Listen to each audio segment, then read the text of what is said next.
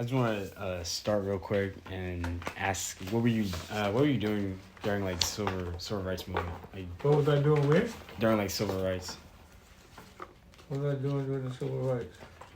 When I left Washington, D.C., Mm-hmm. I didn't know anything about discrimination. Oh, Yeah, Washington, D.C. was black at the time, so we didn't have that discrimination stuff. And then I went to school in North Carolina, and that's when I found out about discrimination. We had a store called Van Dyke's, and it was run by this white guy who was a Ku Klux Klan guy. And he told us that we couldn't come through the front door, that we had to come through the side door or the back window, and order our food. So he was taking our money, but we couldn't come inside the store. We had to stay out and then had to eat the food in the parking lot. So we decided that he didn't need to be in business. So we went and took all of his food, everything in the store. It was two stores. We took everything out of the store.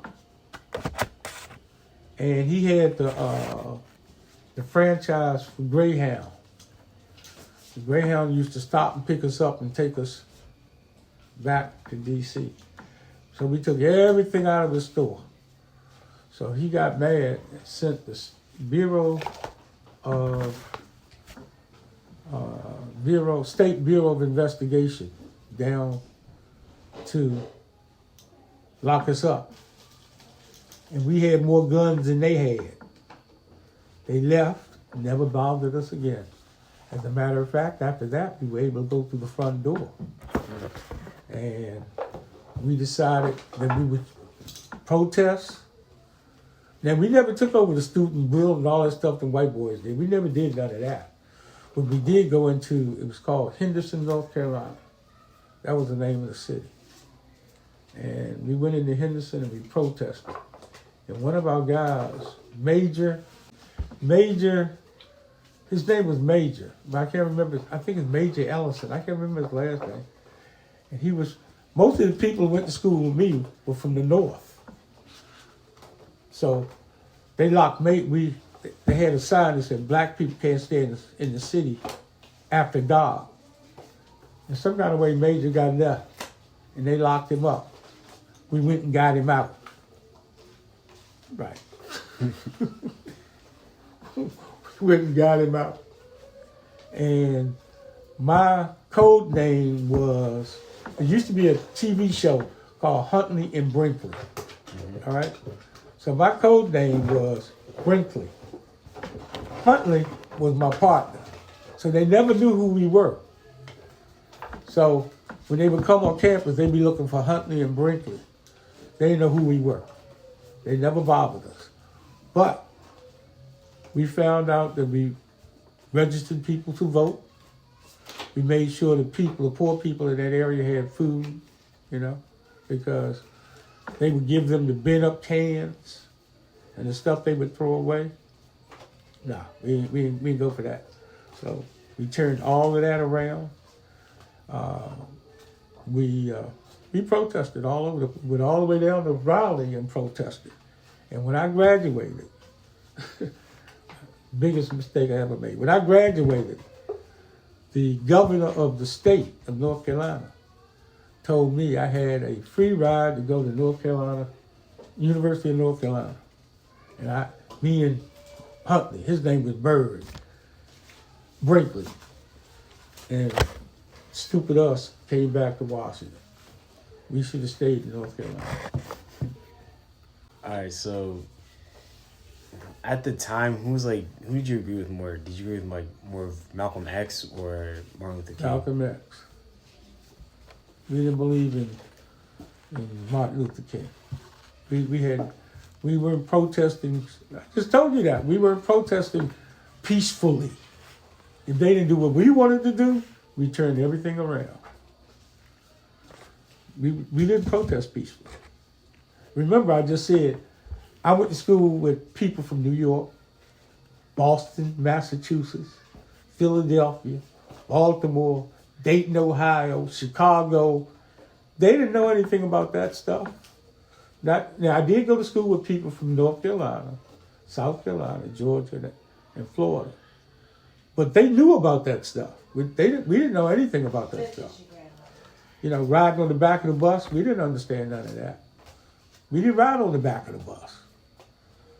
And that's the only way they turned that place around. That's the only way. So we really, you know, nobody got killed. We didn't kill nobody. But we had sit-ins when we protested. We just didn't do it peacefully. All right? So it was Malcolm X. As a matter of fact, when we, you ever heard of Cassius Clay? Yeah. You have? Mm-hmm. We had him with us. Wow. That's when he was Cassius Clay. He wasn't Muhammad Ali then.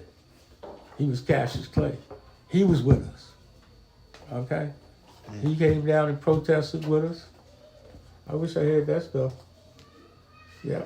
And we brought him back to Bowie State. I came back to Bowie State. He came back to Bowie State with us. I mean, he didn't go to school with us. He was just somebody we could call. And remember, I went to a church school. So the people didn't like the ministers didn't like what we were doing at all. As a matter of fact, we just went to a graduation recently. And one of the guys, Ronald Braxton, said, you were talking about the protests we did when we were in North Carolina. Oh, wow. So the things that we did. He spoke at his retirement party. Remember? He spoke about how we protested. Now, he was on the Martin Luther King side. We were on the Malcolm X side. Okay, so we had two factions going. They protested and walked around with signs. We weren't doing all of that, you know. We weren't going in the back doors anymore, and we were going through the front doors. So that's where we were. And we did that the whole time we were there.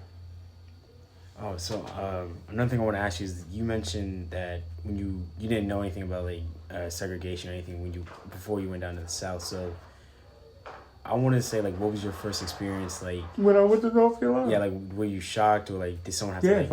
Completely. I never had to go to a back door and order me a sandwich. I never heard of that before. I'm like, what's this, you know? And remember, I had upperclassmen that had been doing this. So they said, this is what you're supposed to do. We just said, no, we're not doing that. So I never saw. I want you... Don't put this in your little note, but I grew up in a block that was half and half. Mm-hmm. There was white folks on our block and black folks on our block. But we never, in D.C., we didn't have that discrimination. If we had it, I ain't know nothing about it. My mother kind of sheltered us from that kind of stuff. But we didn't see that in D.C. You could go anywhere and watch. I have friends of mine now that you grew up in Silver Spring. Mm-hmm. They came to D.C. because there was prejudice up here. I never came to Silver Spring. But I didn't even know what Silver Spring was. But in D.C., the schools were black.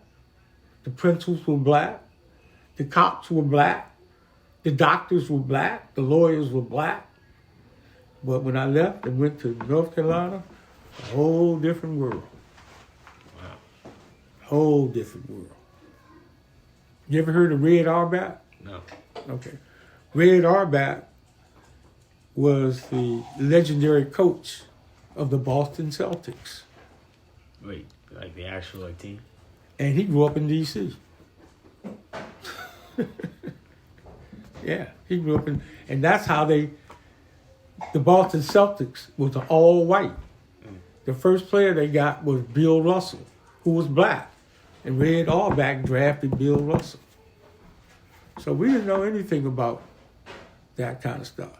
And we decided we weren't going to take it. Now, the upperclassmen, they knew about that stuff.